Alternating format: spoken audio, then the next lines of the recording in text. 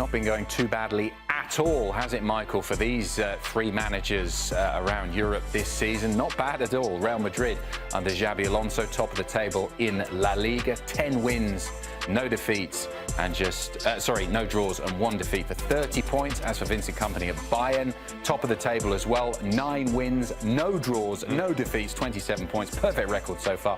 Mikel Arteta, not too bad at all at Arsenal, top of the Premier League. 8 wins, a draw and a defeat for 25 points. We're going to compare the three. Let's start with Xabi Alonso at Real Madrid. I think we all agreed, didn't we, that he was ready for this job, even though relatively early on in his career, given the great work he did in Germany for Leverkusen. Are you surprised at how quickly he's sort of set his stamp on this team, the big characters in the dressing room, the work that needed to be done after Carlo Ancelotti? He has done a spectacular job, hasn't he? Yeah, I was fortunate enough in the summer to go and watch Real Madrid in the Club World Cup against Borussia Dortmund, and you really start to see his imprint take fold. And at the time, they were playing a 3-5-2, and I thought he was very bold in giving some of the young players, Gonzalo Garcia, an opportunity. It reminded me almost like an artist or a mechanic doing the work behind the scenes with this side. But this season, the biggest thing that he's done, and oftentimes in dressing rooms, you make an example out of players that have a lot of power in the dressing room. And he's made an example out of Vinicius Jr., which has gotten a lot of buy-in from a player who, on his day, has world-class talent, we know, but can be that driving force. Players that have evolved, your Kylian Mbappe's, what he's done with players like Aurelien Tchouameni, I'm excited to see this Madrid side get to that next level. A lot of big matches coming up. This is the beginning of the business end of the season. And from what we read in the press, a very different style of management, even though earlier on in his career than what we saw with Carlo Ancelotti. He was much more matey, pally with the players, you know, old school in the way that he went about it, friendly with those big names. Whereas from what we're reading, you know, there was a couple of articles last week talking about the way that Xabi Alonso goes about his business. He's much more aloof. He's not necessarily friends with these big names, which might not always go down that well. But you have to say that so far it's working. I had this conversation with Nico Cantor on Morning Footy, and we had a big disagreement about what impact has he had in that dressing room. He was exactly what this Madrid side needed. Last season, I heard you and Ian Joy talking about the lack of discipline, the lack of identity. The biggest thing he's done is given them discipline, right? Disciplining players. If there's not enough buy-in, committing defensively. Real Madrid had no press, had no defensive responsibilities. He's done the one thing that, for all the praises you can give Carlo Ancelotti, he figured out how to do the one thing that most managers would struggle: get Vinny Jr. and Kylian Mbappe to defend and coexist together. We have to start talking about him as more than just the magician that was miraculous at Bayer Leverkusen. I mean, he's ready to take that next step when we talk about global managers who are the best in the world. Can they win it all this season? Do you think Xabi Alonso could potentially do that in his first season? Could he win La Liga? Could he win the Champions League? Yeah, he definitely could, and he's got all the parts to it. The big thing that I saw in El Clasico, and we look at the lineup, and this is a lineup that they played against Barcelona, he's putting his tactical imprint. And there was this pragmatism about Real Madrid, and they got exposed for it in the match against Atleti, which they were woeful. They got absolutely embarrassed. But in El Clasico, the big thing that I saw, and the big question mark that I had with them, is what do you do when Jude Bellingham comes back, and what do you do with Arda Güler? Because Arda Güler is the pipeline to Kylian Mbappe. I mean, a lot of his assists, I think all of his assists, have gone to Kylian Mbappe. And he has brought stability to the midfield, where he has said, Camavinga, you can almost play as a right midfielder. Jude Bellingham, you come in the half spaces. Arda Güler, you can float wherever. So giving that freedom of expression in the final third has allowed the goals to continue. And there's just this professionalism, workman-like presence about Real Madrid right now that I think they're going to go to Anfield and look to make a massive statement. Let's move it on to Vincent Kompany at Bayern Munich. I think when we compare the three, he's the one that raised the most eyebrows with his appointment, because you looked at his record at Burnley and said maybe this is a job too soon for him, given what he did in English football. Obviously a tremendous record as a player. But when you look at Bayern Munich, you can, and we talk about imprints, you said with Xabi Alonso there, you can really see an imprint on the defensive line of this team. Obviously, he was a spectacular defender himself, and you're seeing that flow through his management skills. I was very concerned, Adam, when I looked at Bayern's back line, because they almost looked top-heavy. Harry Kane's going to get you your goals. Michael Olise was he was the player of the season in the Bundesliga. No disrespect to Harry Kane, but I thought he was the difference. Incredible signing that Bayern were able to get from Crystal Palace. looking at the improvement of players like Dayot Upamecano, who was a walking turnover. He was the player that a lot of big teams would zone in on and say, let him give you the game when it really counts. And Kim and Jae, those two cannot play together, but they go and get Jonathan Tah. And a player like Jonathan Tah is his mouthpiece, and that calming presence very much in the vein that Vincent Kompany was for his Manchester City teams, brings leadership at the back. Bayern are a juggernaut going forward, but they've been pretty sound defensively as well this season. He has got a spectacular record, and that is on the positive side. But also, when you look at the discrepancy between the quality, the difference in the quality of the players that Bayern Munich have got and then the rest of the league, you could also make the counterpoint that would they win the league with anyone on the touchline? With me on the touchline? Even if they let the fans pick the team on a Friday, would they still win the league? Is Vincent Kompany really doing that good a job? Yeah, he is, because the biggest player he's impacted this season, and mind you, as you said, a lot of people, me included, were questioning his appointment from day one. He's gotten buy-in and respect from Harry Kane. This is the best football I've seen Harry Kane play in his entire career. Not just the goals that he's scoring, but he is getting better and better in terms of reinventing himself as almost a midfielder. He's quarterbacking this team.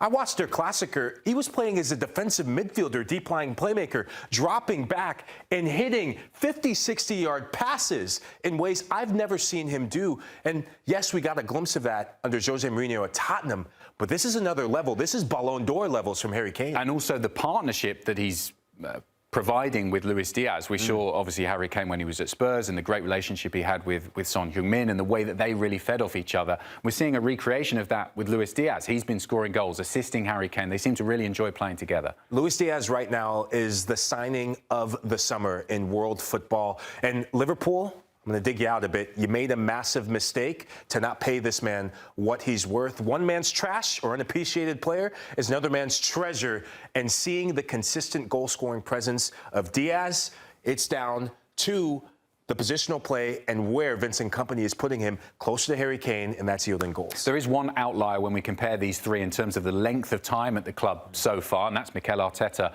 with Arsenal.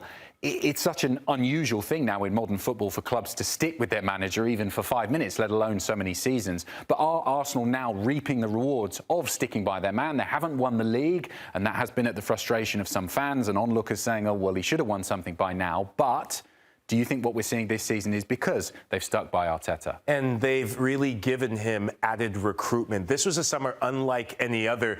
Yes, Arsenal are set-piece FC. That's the banter around the league. But the game of football in the modern era in the Premier League is moving in that direction. So in a lot of ways, he was ahead of his time. A lot of the tiki-taka footballers in the football clubs of old are struggling to cope. There's this sense of calm, workman-like, business-like approach. I've seen a difference in Mikel Arteta this season where he's not as wound up, and we saw some of the pictures, him sitting on the sidelines. There's almost this calm. His body language is reading this expectation of, I expect us to be top of the table. I expect us to go and win trophies this season, not just have, yeah, we play pretty football, yeah, we can beat Real Madrid. There's a trust element that I see also that he's built within the core of Arsenal players. Declan Rice is evolving into a world-class midfielder. The back line right now is the best back line in world football. That group has been together for a second season, and Arsenal look impenetrable in the Premier League. Certainly from what I've seen so far for Arsenal, it's those games that they've slipped up in previous seasons. I'll give the Fulham game as an example. They were playing at Craven Cottage, didn't play particularly well, made a few changes going into it. That might be a game where in previous seasons they would have slipped up and lost 1 or 2-0, but they managed to get through that one and get the 3 points. We might see Arsenal winning the Premier League this season. Who knows? We'll have to wait and see. So it's enough of us chatting about these three great managers. We asked some of our experts for their opinion over who's better. Xabi Alonso, Mikel Arteta or Vincent Kompany, who's having the better season so far?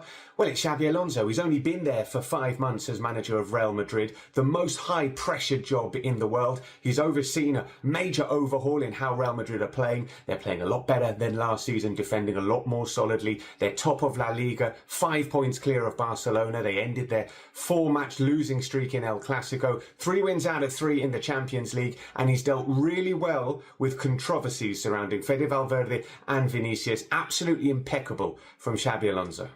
Who's having the best season? Kompany, Arteta or Xabi Alonso? Well, Alonso is moulding a Real Madrid team in his own image, dealing with the egos really well. Arteta is dominating the Premier League and looking like it's going to be his year. But how can you look past Vincent Kompany? 15 out of 15 really have absolutely demolished the opposition near and far until this point. Of course, PSG is going to be a biggest test. If he makes it 16 out of 16, Vincent Kompany is flying even more. Between Xabi Alonso, Mikel Arteta and Vincent Kompany, who's having the better season? Huge credit to Alonso. I've been incredibly impressed at how he's brought a bit more of the team organisation and ethos to Real Madrid. But for me, Mikel Arteta just shades it.